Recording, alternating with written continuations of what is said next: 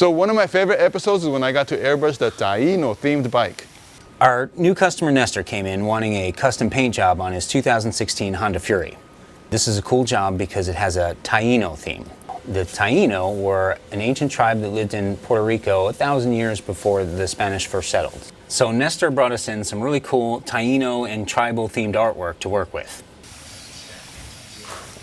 So on the back fender, he wants this Taíno goddess. And it took me 6 hours to do all the little detail on this one right here, and I think it came out great. The face is always hard, and if it's 10 feet tall or if it's 1 inch, it's just always hard to get the eyes and the nose and the mouth right. Is that the most critical part? That's the critical. Like if you don't get that right, then don't even do anything. But there's a little skull right here that holds her top together, and there's a little face there, and I had to do that, and this face right here is very critical.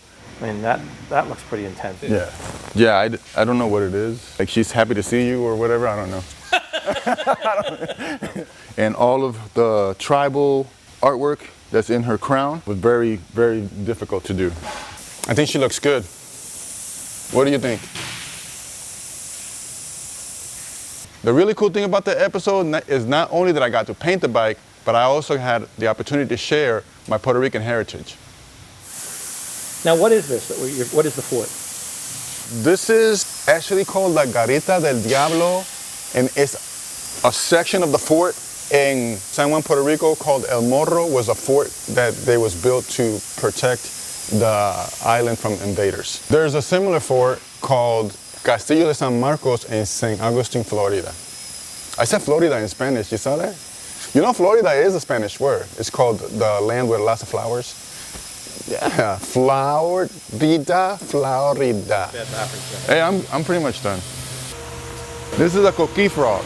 And this particular artwork was done by the Taínos, which are the native Indians in Puerto Rico. And the coquí only lives in Puerto Rico, and it makes that noise all night long. As soon as the sun goes down, that's what they do. They sing to each other coquí.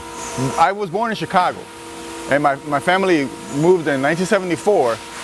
We moved to Puerto Rico. I was 10 years old. And we went to bed. There's 2 things that shocked me.